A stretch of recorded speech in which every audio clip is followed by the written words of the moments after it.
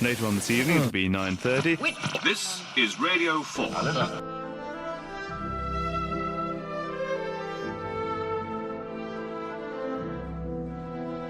Our castaway in question today is Mr. Edward James Rowley Matthews, known universally for his trumpeting skills, his love of donkeys and his lack of facial hair. Edward has put his hand to many ventures, from investing in livestock to rocking caravans in Abersoch. Amongst many ventures, Edward's musical achievements are beyond rival, and yet despite having performed on X Factor, having played alongside the pianist from Supergrass with the comedy band Versus, and having performed for Her Royal Majesty the Queen, Edward's dream is to lead the brass band for Manchester United at Old Trafford. Born on the 17th of October 1985, today Edward celebrates his 30th birthday. Because Edward is already stranded on the island of Havar, here with me in the studio are his friends and family who, with the help of Ed's spin-off band Barry and the Bone Storms, will choose his desert island discs for him. First to the mic are his parents, Chris and Sue. Chris and Sue, October the 17th, 1985. You must remember it well. Yeah, of course I do. I was about 9 days late, which is no surprise. I started clearing a drawer out and then I realised that, I'd gone into labour. So we got in the car and Chris was all in his, new trousers and a nice new shirt. And contractions started and it was quite painful. And I was sick all over Chris, which he wasn't very happy about. Chris, what did you do then? Well, just having come back from the bathroom and cleaning myself up, I went to see my firstborn and he had a pointed head and he looked like a Martian. Well, a little while later, Edward enrolled at Miss Barton's preschool at Streatham House. Sue, why don't you tell us about that time? Edward's first day at school was very memorable. He looked really sweet in his little brown uniform, his cap and blue shirt and brown shorts. And at the time I didn't have a car, so I had a three-wheeler tricycle with two seats on the back, so I had to cycle from Ashworth Park to Miss Barton's, and they thought it was marvellous, although I didn't. It was really hard work. And how did he fare at school? I used to absolutely dread going to Edward's parents' evening. Andrew, all the teachers loved him. Edward, I used to walk in and I had this dejected look by the teacher, especially the math teacher with the one eye. He just didn't like Edward at all. Was he good at anything? Edward was always really good at sports days, I presume because of his long legs and he was quite tall. It was really embarrassing. He used to win nearly all the races. He'd win the 10 metres, 20 metres, egg and spoon race and the long jump. Don't forget the sack race. And the high jump. And did his love for sport continue? Yeah, when he went to APS, he was head of house there and they were really sporty. It was a really sporty school. He played football, rugby, cricket. Oh, did he like cricket? I think he did enjoy cricket. I used to spend every summer morning taking him to cricket, thinking he was actually playing cricket. In fact, what he was doing was, he had a mate called Sniffer and he used to sit by a tree. I've no idea what they were doing, but he certainly wasn't playing cricket. And what about rugby? Yeah, he really liked rugby. He was good at rugby. I remember the time I was refereeing a game between Winslow and Lee, coming towards the end of the game, and one of their team broke through. And I was watching this player running towards the touchline, and he was bound to score. Next minute, Edward slides in and takes him from behind. So what happened then? Immediately, the whole crowd, who were rough, came running on the pitch, and I didn't know what to do. And I just said, "Play on." What about football? Yeah, I think he liked football. Well, Chris and Sue, thank you for sharing with us. You have been fantastic. Do you have any final words for Edward? I'd just like to say that Edward's been the most fantastic son.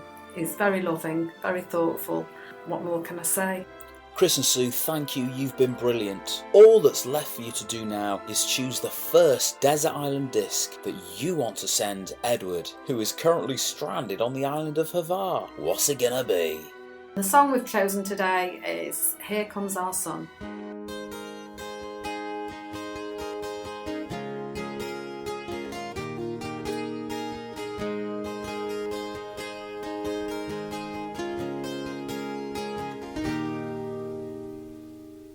Here comes our son, little Eddie.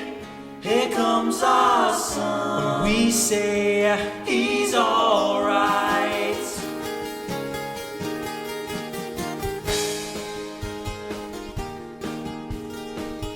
Baby Eddie, remember going to Miss Barton's? Baby Eddie, it seems like only yesterday. Here comes our son, baby Eddie. Here comes our son. We say he's alright.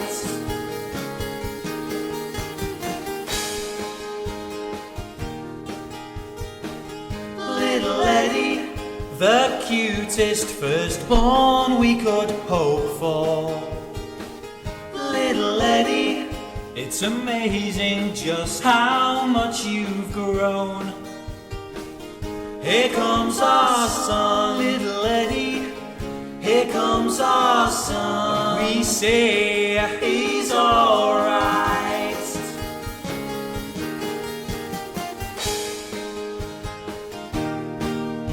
Son, son, son, here he comes. Son, son, son, here he comes. Little Eddie, your grandparents were oh so proud. Little Eddie, then came your brother in arms, Andy. Little Eddie, the two of you brought us such joy. Here comes our son, little Eddie. Here comes our son. We say he's alright. He's alright.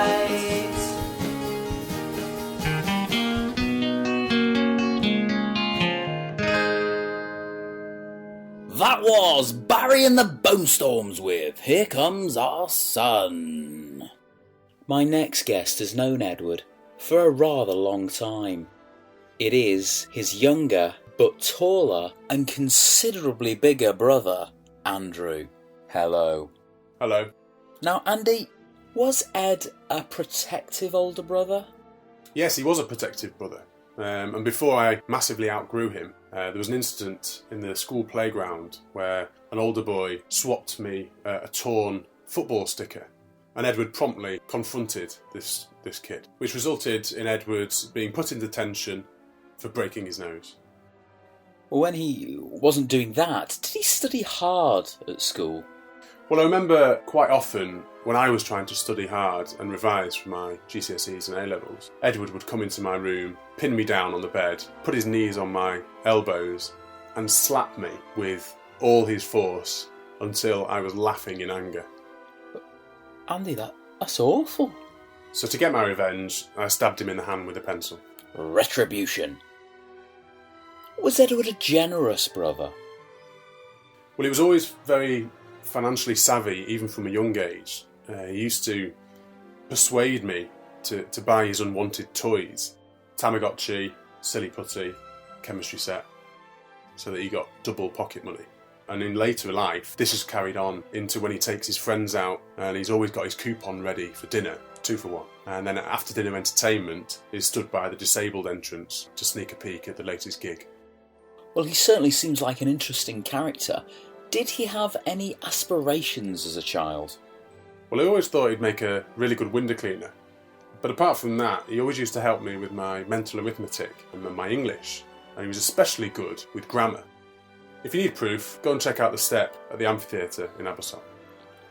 Well, Andy, thank you for sharing with us. As your elder brother, you must have learnt so much from Edward. Can you just share one thing that Ed has taught you in life? Well, the biggest thing that Ed's taught me is that silliness does in fact have a place in society. In moderation. Andy, thank you. All that's left to do now is for you to choose Desert Island Disc number 2. Well, throughout our childhood, while I was studying hard and revising for my exams, Ed was always out, forever prattling about. The greatest example of this was when he fell in love with a lonely donkey called Margot.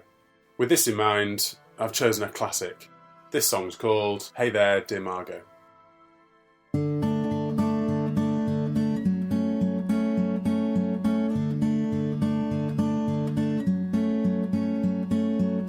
Hey there, dear Margot, what's it like in your dog stable? I'm 1,000 miles away, and your mane looks so pretty, yes you do. Half a shore can't shine as bright as you, I swear it's true.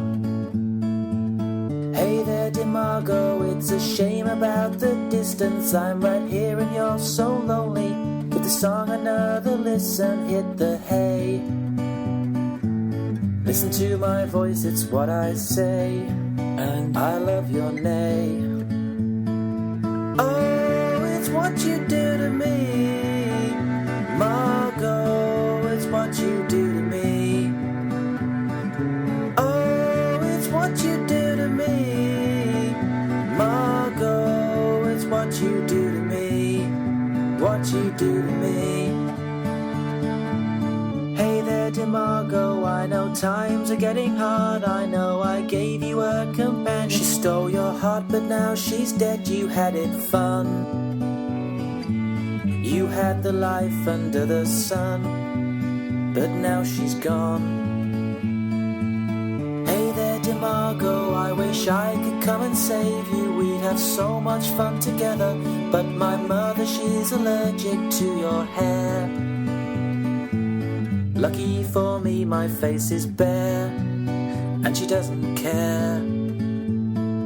Oh, it's what you do to me, Margot, it's what you do to me. Oh, it's what you do to me, Margot, it's what you do to me. 1,000 miles is pretty far, and I don't even have a car. I don't think you and me are meant to be. Our friends would all make fun of us, and I would be embarrassed, 'cause you don't even have dexterity. Margot, I can promise you that I will never forget you. Our memories together still remain, but it's not the same. Hey there, dear Margot, I hope you get this final message. A farmer told me foot and mouth disease had killed every single donkey on the aisle. Hold on, Margot, that means you're dead. You're already dead. With a clippity-clop and a hoof-hoof-hoof, that was Hey There, Dear Margot. May he rest in peace. In 1997, Edward enrolled at Manchester Grammar School for boys. It was here where he met his lifelong friend and namesake, Edward Goff. Ed Goff, tell us how you first came across Edward. So I first came across Ed when him and his brother Andy were walking down my road to go to cricket. He was in his cricket whites. Him and his brother were looking freakishly tall. Andy always looked keen, raring to go, always very zoned in. Ed, quite the opposite, zoned out. He was always hanging around with his mate, Sniffer. And then a few months later, he turned up on the same school bus as me. Well, that would have been a pleasant surprise for anyone. Why don't you tell us about a typical day at Manchester Grammar School for boys? So we'd get on the bus in the morning with the likes of Warren, Chima, Jimmy B, and then not much would happen from the hours of 9 to 3:30. But after that, that's when the fun started. Everyone would get on the bus after a frustrating day, and when the music died down, dun dun dun, then came the Bone Storm. Sorry, did you say Bone Storm? The Bone Storm. What, in a month of summers, is a bone storm? Born out of a maelstrom of extreme anger and jocularity, the Bone Storm is where an individual, or sometimes a group, will descend on their chosen victim with an unrelenting piston-like movement of their arms, fingers rigidly poised and aimed at their intended target of the rib region. The louder the storm, the greater the hilarity. Sometimes painful, but always funny for both the Bone Stormer and the Bone Stormee. It's basically a friendly mugging. Was there much of a social scene at the school? Oh yeah, massive social scene. Mainly involving boys. Well, Ed Goff, thank you for sharing just a glimpse of what it's like to study at Manchester Grammar School. For boys, you've still got to choose a song for Edward to take on the island. Desert Island Disc number 3, what's it gonna be? This song really encapsulates mine and Ed's time at school. It was about an incident on the bus when a younger member of the bus, Jimmy B, who was in love with this girl, came to us for some advice. The song is called My Ribs Can't Get Enough. Ed Goff, thank you. Thank you.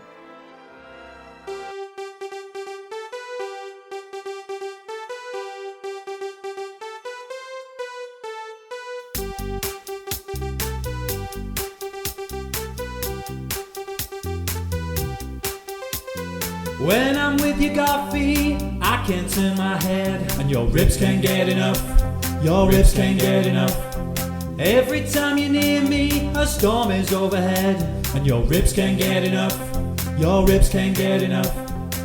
What about my bones and my damages? And my ribs can't seem to take it, Goff. No!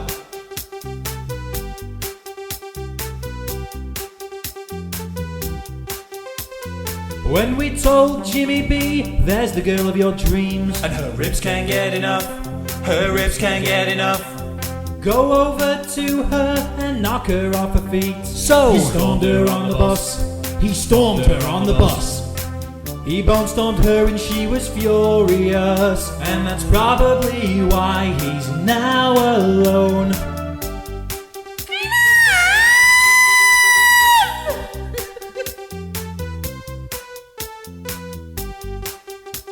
Ed's ribs can't get enough. Ed's ribs can't get enough. Ed's ribs can't get enough. My damages, my bones, my ribs! Ribs can't get enough. Well, I can't get enough of Barry's audacious take on 80s electro pop fusion. My next guests are 3 handsome young chappies from Ed's hometown. Rob, Dunk and Tom, hello. Hello. Alright. So your teenage years were spent with Edward. Tell us, Rob, what was it like growing up in your hometown? Oh, it was rough. Most kids wouldn't last 1 minute where we were from. And where was that? Knutsford. It's a little market town north of Peever Superior. Ooh. That's right. The Ashworth Park estate would have broken even the toughest of kids. And our gang at the time comprised of Batman Scoot, Jimmy the Gooch, The Bone, No Emotions Barry, and Richard Barnes. You know, even the names are fierce. Heading for a life of crime and punishment, your lives were turned around when you rediscovered your affinity for music. Well, it all started when Ed decided to invest in some livestock, and consequently, we were convicted to write that well-known festive hit, Donkey Love at Christmas Time. So there was me on guitar, Ed on the trumpet, and Rick on the coconuts. And from that day, Barry and the Bone Storms was immortalised. Well, I will look forward to one day hearing Barry and the Bone Storms' festive hits. Well, it would be great if you could talk us through what it was like being a Knutsford adolescent. Duncan, what about Saturdays? Well, we'd get up early, around 12 noon, because we'd be very keen to get in a game of footy tennis.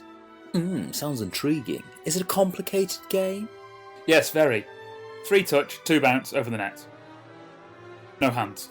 And how did your love for the game come about?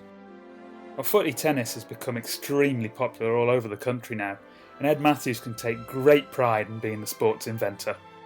Well, as the inventor of footy tennis, he must have been pretty good.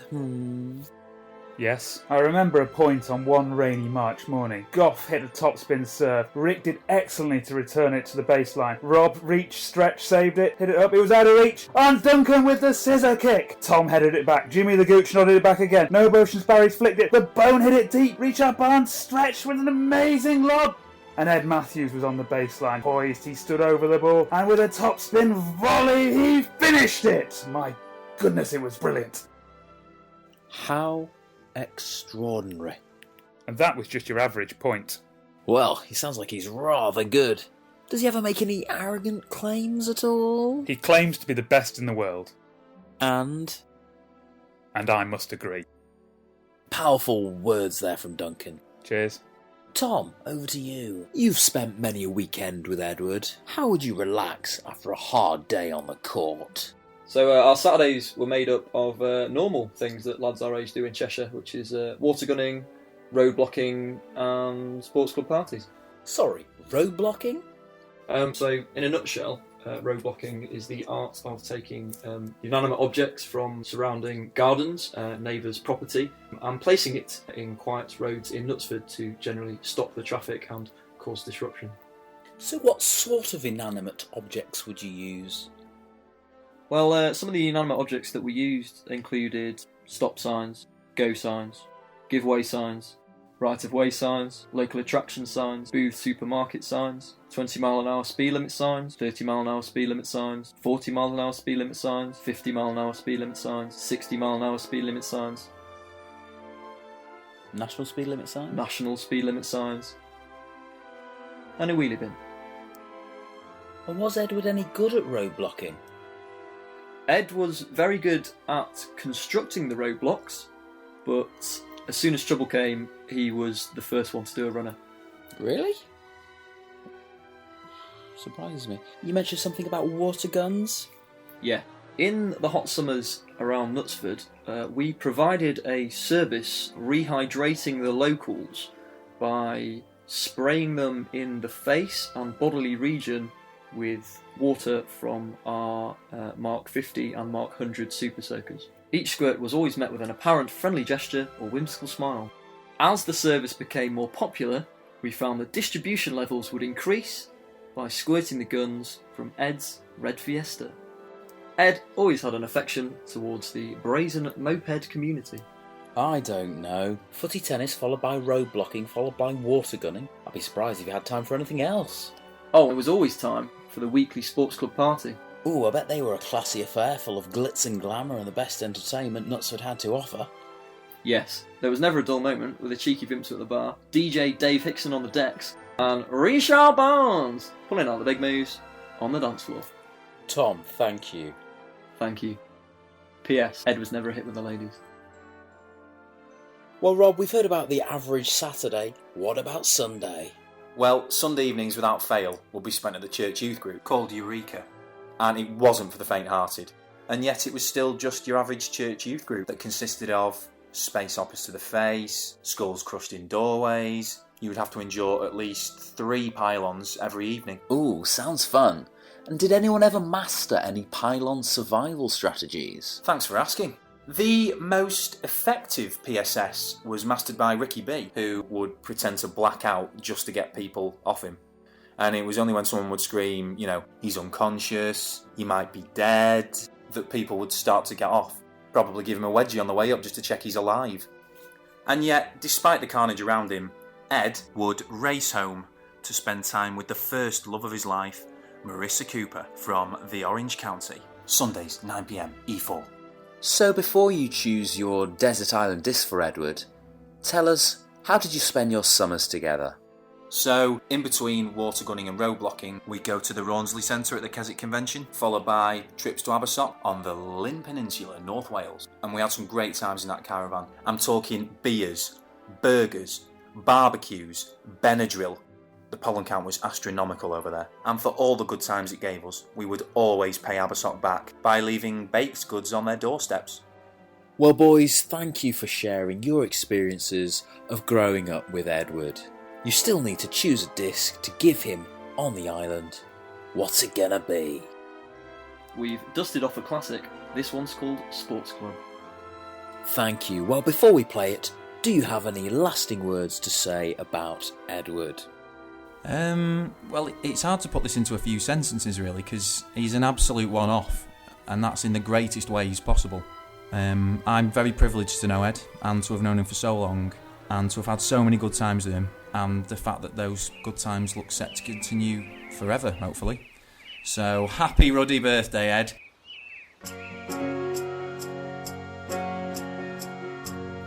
going to the sports club Saturday. We're gonna play footy tennis in the rain. 3 touch, 2 bounce, that is fine. Ed hit the best shots from the baseline. Show her how a golf swing really goes. Let him get behind you, mind his toes. Whisper in her ear, come with me. He turned to get his beer and she did flee.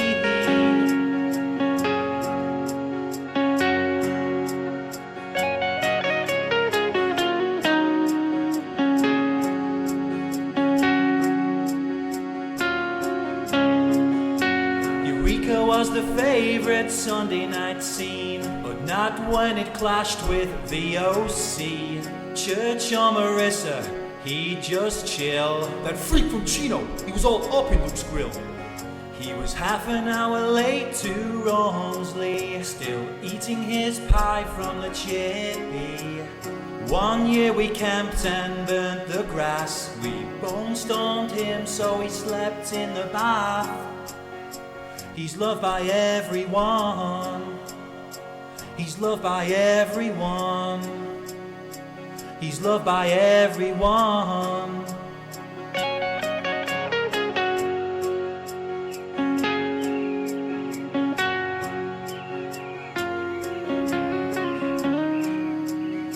He's loved by everyone.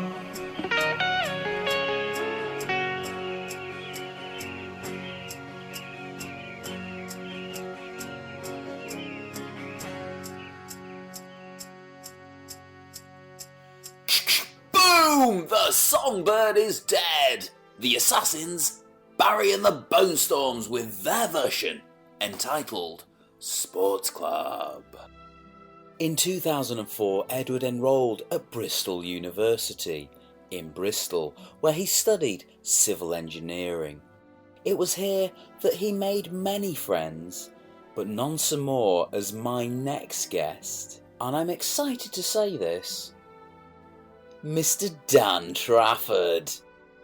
Dan Trafford, hello. Hello. Now Dan, you're a fantastic man. Now... Well, that's very kind of you to say so. Well, you're welcome. Why not tell me about the time you met Edward? Well, Ed and I both lived at Wills Hall at Bristol University. He was studying civil engineering and I was doing biochemistry. And the first time we met, I remember, it was in the canteen through our mutual friends, Simon Sheps, who we later lived with. And for some reason, we were talking about School of Rock. And we just spoke in quotes. So, if I can remember one that we loved. Cello, you've got a bass. That was our favourite one, I think, at the time. And how did you spend your freshers year? Well, it was just the best time. I used to do barely any work at all. I just lie on his bed quite a lot whilst he did his work. He had a particular dress style. He always had the polo shirts with the collar up like Cantona, and he also had those awful shoes. Always had holes in his shoes, the white trainers he used to wear. And they weren't the only things with holes in, but I didn't mind. My clothes were disgusting anyway. What's your funniest memory of Edward? Well, the funniest memory I have of Ed is when we went out and we spent the whole night howling like wolves. Everyone else thought we were complete nutters, but we loved it. I can't remember for the life of me why we were doing that. How would you summarise your relationship with Edward? Well, Ed and I was just such good friends. We liked all the same things. We liked The Office. We quoted it incessantly. I think our favourite was, Against Karate? Amongst others. Life with Ed was just fun in general. Just his mannerisms. He'd make puns that were not quite puns. Like once we were walking out of one shop in Bristol city centre and he just said, "Where should we go to next?" Pointing at Next, the shop. And I don't know, I just found it hilarious. I doubt many people would find that funny, but I think it's just his mannerisms that just make him so likeable, really. Well Dan, it's time for you to choose Desert Island Disc number 5, Which one have you plumped for? Well, the song I've chosen for Ed is a personal favourite of mine. You're going to love it, Ed. It's called Here He Goes Again. Well, Dan, you've been fantastic. Before we hear that song, do you have any final words for Edward? Well, I'm really happy that he's having such a wonderful life. He's such a great guy. Ed is the best friend that I've ever had. And that's all I have to say, really. I miss him.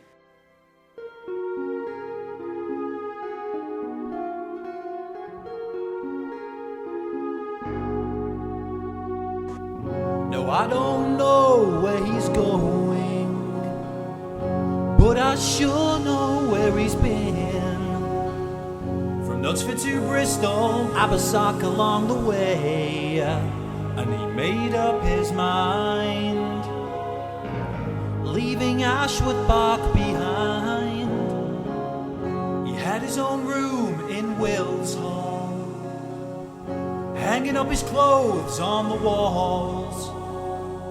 Oh boys, he cried, give me strength to have some fun, 'cause he knows what it means to walk along the Clifton Bridge of Dreams. And here he goes again on his own, leaving family and friends and all he'd know. And like a homeless man, his shoes are full of holes, and he made up his mind, leaving Ashworth Park behind. Civil engineering was useless. He had no interest in building roads, but with Shepson, Sim and Dan Trafford he'd be okay, 'cause he knows what it means to walk along the Clifton Bridge of Dreams.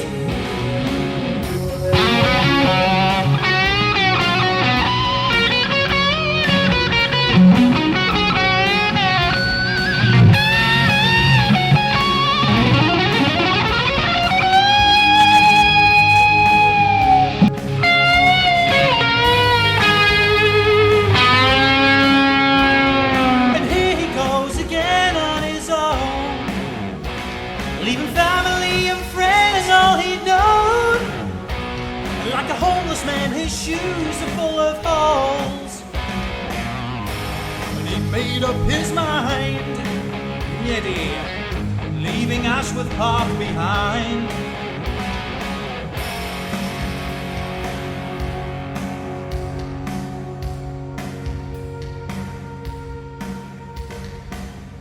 That was Here He Goes Again, and I tell you what, I could play that again, but I won't. My next guest has known Edward since the age of 3, where they met at Miss Barton's preschool and have remained friends ever since. Please welcome Mr. Rick Bayliss. Rick, hello. Hello. Hello everyone. Hello Ed. And it's so great to be here. Thanks so much for inviting me. This really is an honour. Well, you're welcome. Thanks for coming.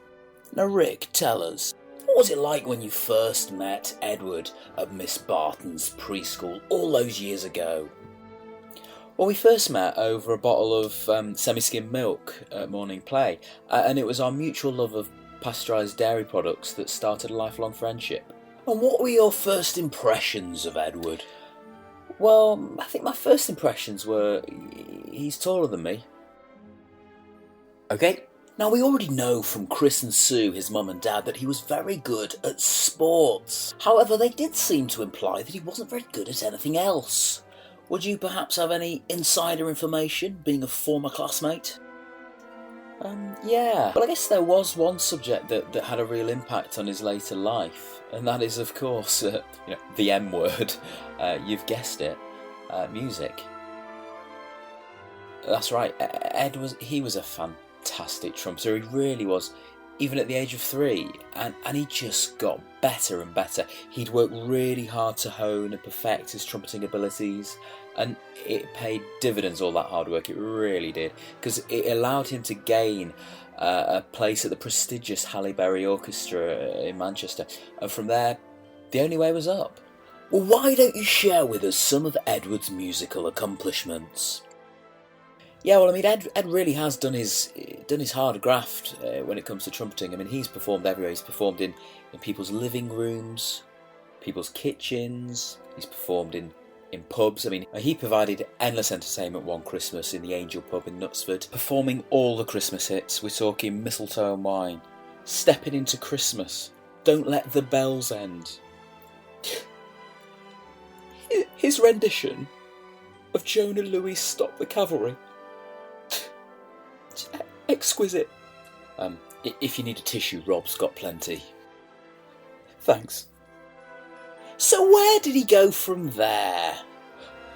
Well, he went on to become a fantastic trumpeter, and he got his big break when he performed on the 29th of April 2011 on USA Today, American TV channel. I mean, it doesn't get much bigger than that, does it? Does it?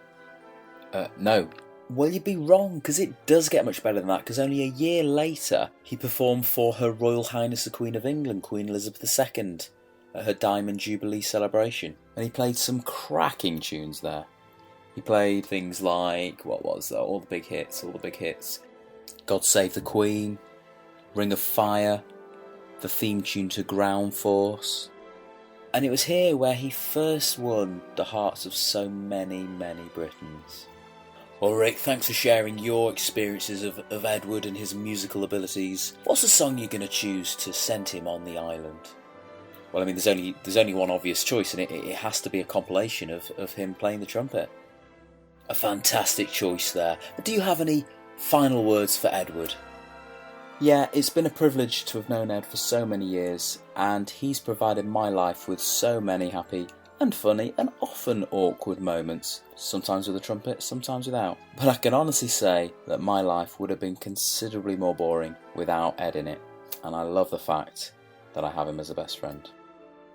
Performing for Her Royal Majesty the Queen, here is Ed Matthews on the trumpet at her Diamond Jubilee celebration and other such events. Right, my name's Edward Matthews from Knutsford. This is to our darling Queenie.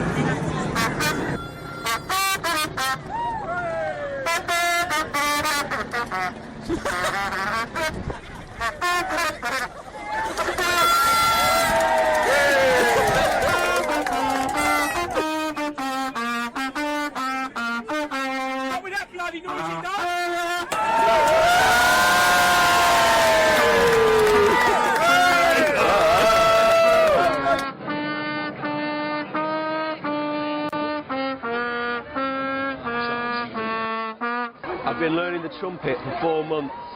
I've learned God Save the Queen.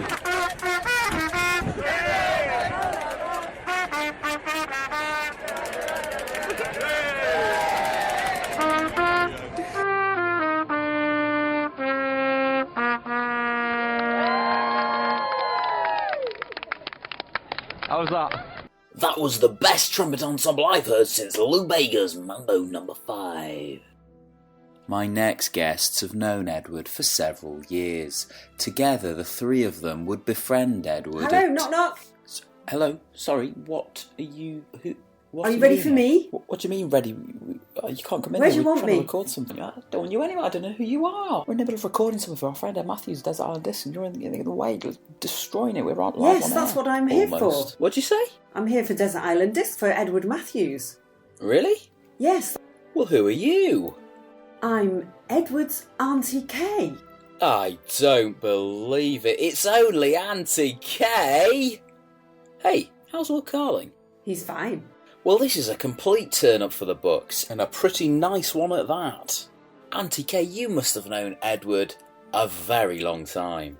Yes. I've known Edward since before he was born. I've known Chris and Sue for about 38 years. I was in the police with Chris and Sue, and I was really honoured when they asked me to be Edward's godmother. Well, you must have some fond memories of him. Well, I have many memories of Edward as a newborn baby. I quite often babysat for him, and when I did, I had to give him so many baths. He was a terribly dirty baby. Well, despite that, you must be very proud of him. Yes, I'm very proud of Edward and everything he's achieved so far. And I know he's proud of me too, because not long ago I had a lovely article published in the national newspapers. And Edward was so proud that he kept it on his wall for about 3 years. It was great. Well, you sound like a very fun auntie. Do you have a message you'd like to send Edward? Yes, I couldn't have wished for a nicer godson.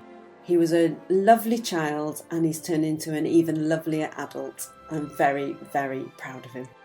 Auntie Kay, thank you. Thank you. My next official guests are Jack, Mark and D-Rag, Edward's three musketeers from his Teach First days in 2009. Boys, hello. Hello. Hello. Hello. Now, teaching is a noble profession which requires diligence, patience, creativity and a good old jolly bit of hard work. Would you say that you see these qualities in Edward?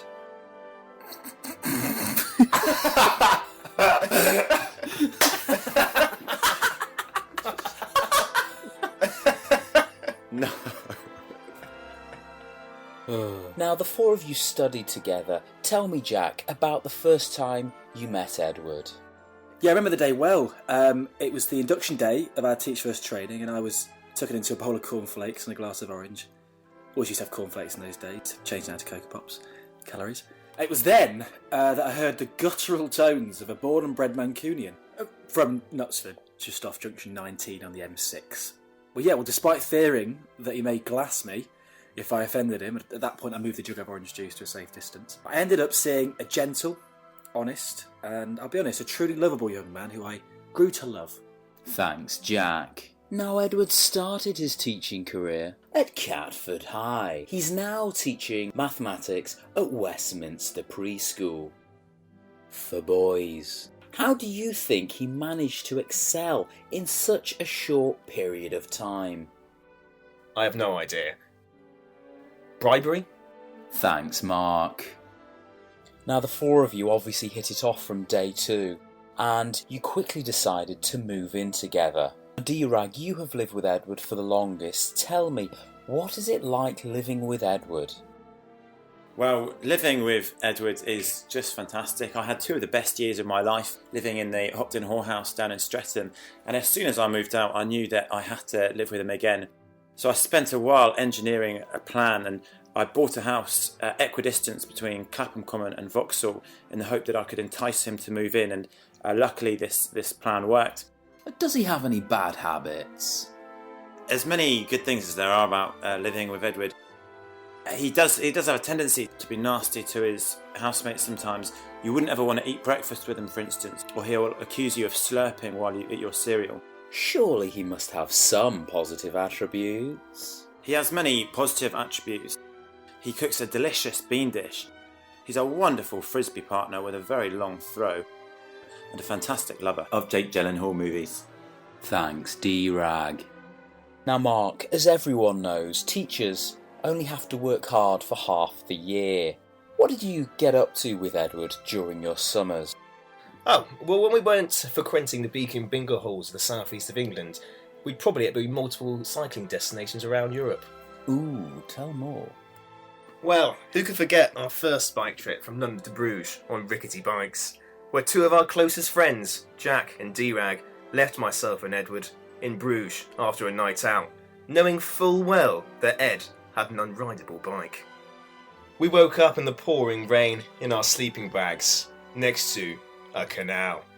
I strode forward as Edward's true ally, and due to his bout of hypertrichosis, towed him and his bike from Bruges to Dunkirk. Only to find out we'd missed the boat because Ed had wanted to stop for a McDonald's. Thanks, Mark. Well, it's time to choose a Desert Island Disc for Edward. What's it gonna be? Well, there's only one obvious choice, and that's Pupils They Know Me. Pupils They Know Me. Well, boys, thank you for sharing your stories. Before we play the song, do you have any final words?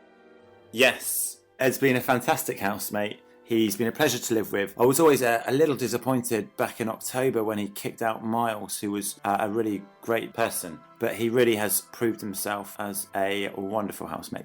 And Mark, you've clearly had to put up with a lot from Edward. Would you ever change it? No, I wouldn't change it. Ed is the nicest, most genuine person I know, and quite honestly, I'd tow him and his bike to the ends of the earth.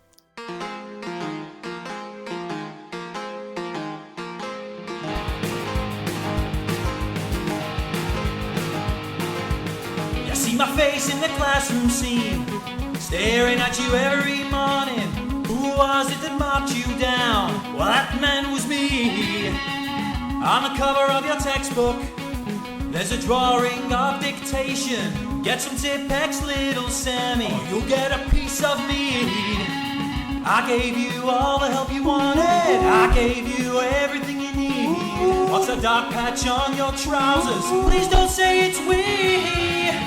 Cause pupils, they know me, and they know I'm right. Don't talk when I'm teaching, your maths is dire. Oh yes, they know me, and they know I'm right. So pay attention, pupils, and everything will be alright. I play trumpet for Her Majesty. Don't you know who you're being taught by? I was on USA Today, so show some respect to me. I don't wanna have to get mad and throw your workbook against the wall. I've gone from nails in my tires to teaching kids of millionaires. Now I cycle in every day. I'm much happier at Westminster. So pay attention, apply yourselves. Ruin this for me. Cause pupils, they know me, and they know I'm right. Don't talk when I'm teaching, your maths is dire. Oh yes, they know me, and they know I'm right. So pay attention, pupils, and everything will be alright.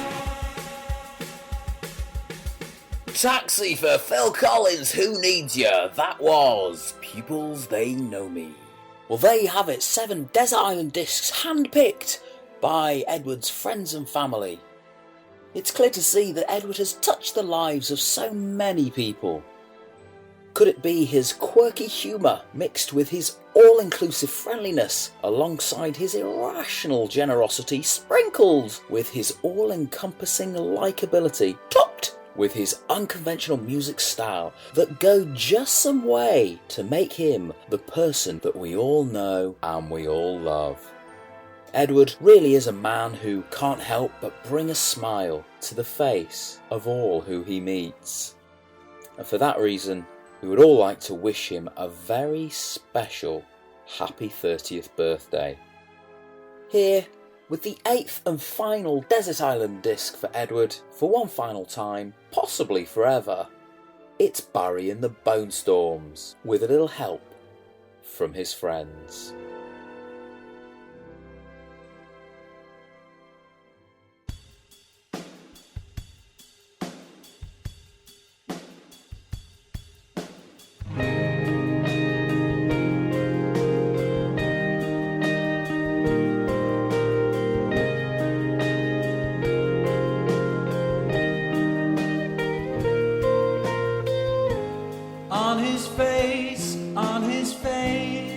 No hair could ever be traced. Here is Chris and Sue.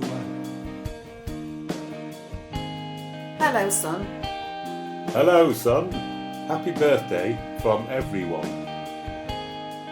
30 years of fun.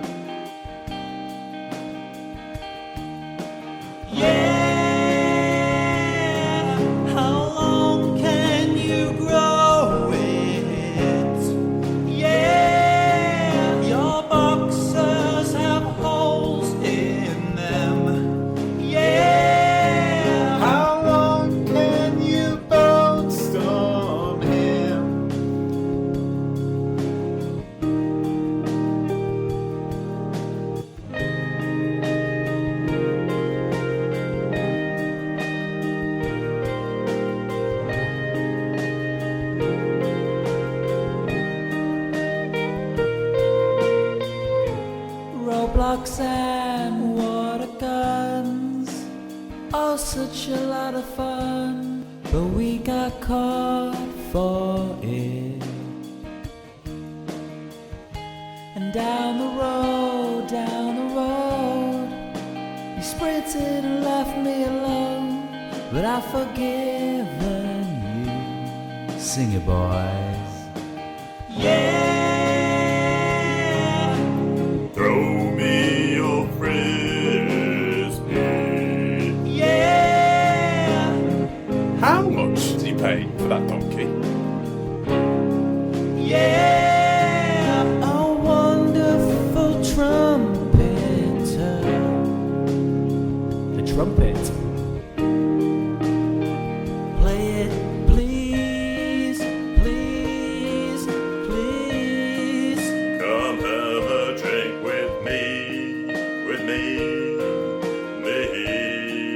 Come on and ride it out now, now. Don't volley the ball out to me, to me. Don't need to shave him. On his face, on his face, no hair could ever be traced. Son of